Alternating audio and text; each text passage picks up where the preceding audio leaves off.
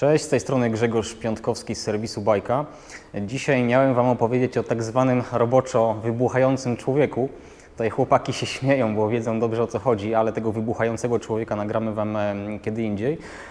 A dzisiaj chciałbym Wam opowiedzieć o korbie, mianowicie korbie w takim systemie. Bardzo popularnych korbach to jest akurat SRAM, natomiast mowa o korbach również Raceface'a na przykład, czyli korby ze zintegrowaną osią 30 mm, DAP lub jeszcze inne rozwiązania.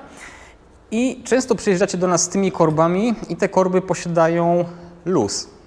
Ten luz chcecie skasować, my często ten luz kasujemy, ale on dość szybko wraca i być może nie każdy wie, dlaczego tak się dzieje i jak temu zaradzić, dlatego dzisiaj chciałem Wam o tym bardzo szybko i krótko opowiedzieć.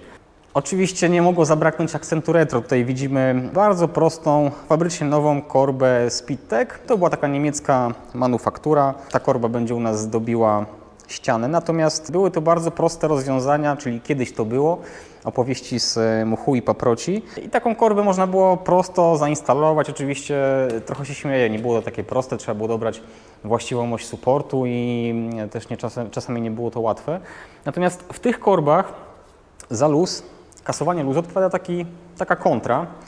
I jak widzicie, mam nadzieję, ta kontra jest wykonana z plastiku. Tutaj ten element, który jest gwintowany, w tym momencie posiada już zniszczony gwint, praktycznie ten gwint nie istnieje. I kiedy taki element jest umieszczony na korbie, ja nie będę go wciskał do końca, bo później ciężko go wyjąć, natomiast kiedy on jest tutaj na korbie umieszczony i sobie próbujemy ten luz usunąć, skręcimy śrubą, ta śruba rzeczywiście trzyma na chwilę, natomiast pod wpływem jazdy, siły naszych nóg, to się rozregulowuje, luz się pojawia ponownie i tak naprawdę możemy go kasować w nieskończoność. A tutaj mamy remedium na tę przypadłość, mianowicie z angielskiego preloader Kenkrika, czyli śruba regulująca właśnie luz.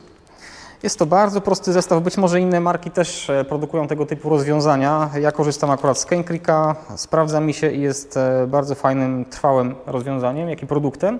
Tutaj widzimy element przeznaczony do osi DAP, a tutaj ten złoty jest przeznaczony do osi 30 mm.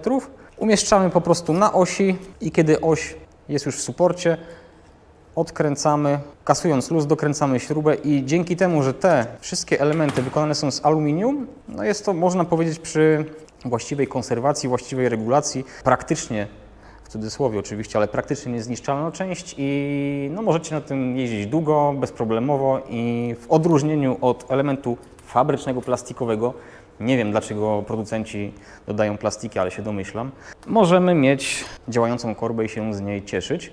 Suport jest wkręcony w ramię, to jest suport token, myślę, że całkiem niezłe rozwiązanie. I do tego typu supportu potrzebny jest stety bądź niestety tego typu klucz, który umieszczamy w taki sposób, ponieważ miska, tak jak widzicie, ma bardzo wąskie podejście na klucz. Dociskamy i za pomocą grzechotki możemy dokręcić bądź odkręcić miski. Bez tego typu narzędzia nie polecam odkręcania, nie polecam dokręcania, ponieważ można obrobić delikatne gniazdo na klucz.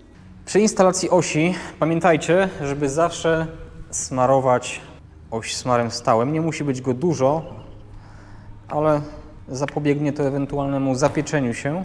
Rozsmarowujemy. To samo na wewnętrzną stronę łożysk. Smar, który tu widzicie, to Park Tool. Jest bezpieczny dla włókna węglowego, przy czym trudno wymywalny przez wodę i naprawdę świetnie się sprawdza w tego typu aplikacjach. Palcem rozsmarowujemy. Umieszczamy oś w korbie, przytrzymujemy sobie tutaj osłonę, aby nam nie wypadła. Korba jest zamontowana w rowerze, tak jak widzicie, nasz regulator nowy również. Teraz wystarczy go dokręcić palcami, niwelując luz. Tutaj te plastikowe, oryginalne najczęściej poddawały się w tym miejscu, gdy chcieliśmy to mocno skręcić. Oczywiście nie dokręcamy na maksa, łożyska nie mają być skręcone z olbrzymią siłą, ale na tyle, żeby luzu nie było i kluczem imbusowym 2,5 mm dokręcamy śrubkę i gotowe. Korba jest skręcona, długo nie powinna mieć luzu, kręci się dobrze i uwierzcie mi, naprawdę jest to bardzo fajne rozwiązanie, które gorąco Wam polecam. To wszystko dzisiaj, następnym razem mam nadzieję wybuchający człowiek. Do zobaczenia, cześć, trzymajcie się.